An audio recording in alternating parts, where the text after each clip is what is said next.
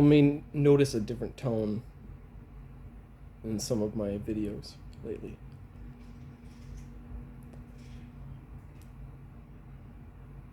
I think that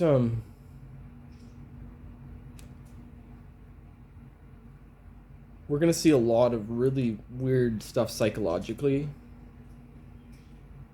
after all these people have been duped into this story that is falling apart, that fell apart completely. And I was very outspoken about it to my family. I was like trying to get them to stop, to the point where they just we just couldn't talk to each other for months, you know. And I would occasionally, when I thought I had something that he would look at that my family might listen to, and I'm talking about like my dad or my brother or my friend, one of my friends, they would just like turn away. Cognitive dissonance was like flick. It was like trying to talk a Christian person out of, you know, fundamental Christianity, like a fundamental Christian. They just turn off, you know. And now that they can't even look at the news because like they're just throwing, imagine the story just disappeared into the past, right? And now people like my family, they're trying to pathologize me, and they still have not admitted at all to how ridiculous they've treated me. My sister kept Jill away from me because I was unvaccinated. Jill's my niece, okay? My sister once took Jill out of my life for 6 months for telling her that sugar feeds cancer cells. Yeah, she's rational. That one. Really rational. You know, and she literally, they out of nowhere, they were, my wife, Melanie, I should say my ex-wife, Melanie, got ambushed by my family. And they start talking about how worried they are about me because of what happened last year. None of them will answer their fucking phones right now. My brother answered and I was like, okay, cool, that's really nice. I asked him, hey, could you call me back? I want to show you something so then maybe you don't think I'm crazy, right? No call back. Instead, he ambushes my wife and tries to talk her into thinking I'm crazy. This is fucking ridiculous. You guys are being ridiculous, okay? And everybody else that's going through this shit with their family right now, distance yourself from these people, because they're so lost right now. They can't believe what they were just duped into. Okay?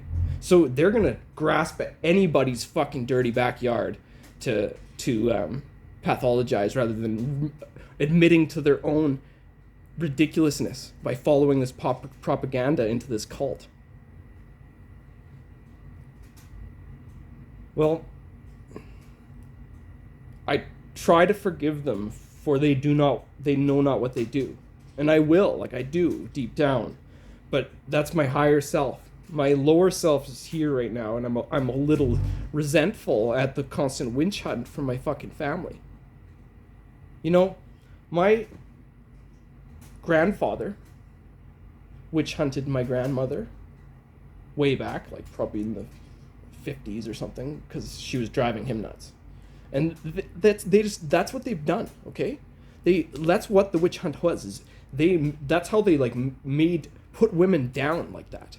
They're like, as soon as the women started being connected to something true and it made the men less powerful, they pathologized the women and killed them till there wasn't barely any women left.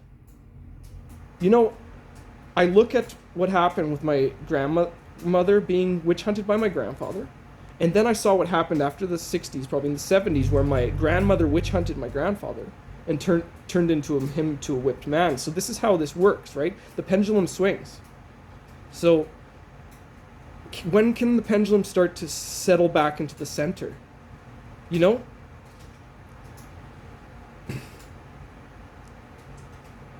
I'm seeing things on Baker Street that frustrate me. And it's because they're pathologizing the youth.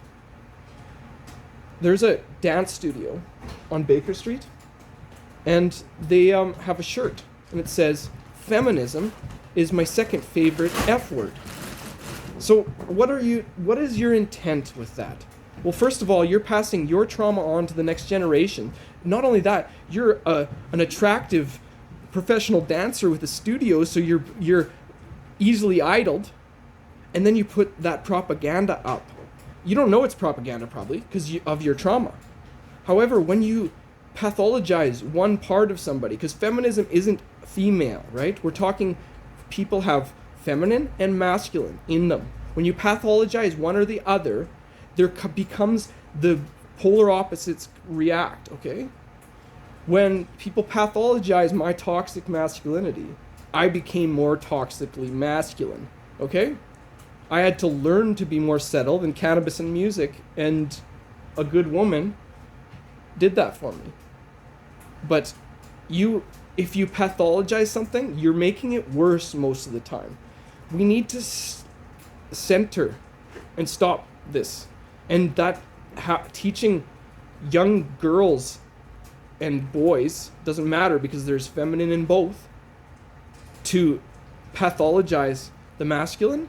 And not only that, talking about fucking, like to little girls, like what are you, to me, the darkest way I look at that is that you're making a bunch of dark fathers, because the opposite happens, you get the dark father, and then you're doing that to little girls and you're also telling them to be slutty. I really hope that's not conscious. I don't think it is. However, that's what happens when people are traumatized by the lack of strong men in a community. When all they have is sociopathic dark fathers. And sociopathic dark fathers are not just men, they are women too. That woman doesn't know, but that thing she's doing is bad. And that's a woman that's doing a dark father thing, okay? So these are things that we need to start working on. Is if you really worry about somebody, this is back to my family thing, call them up and talk to them, and maybe you might learn and understand what's going on. No, because you know what?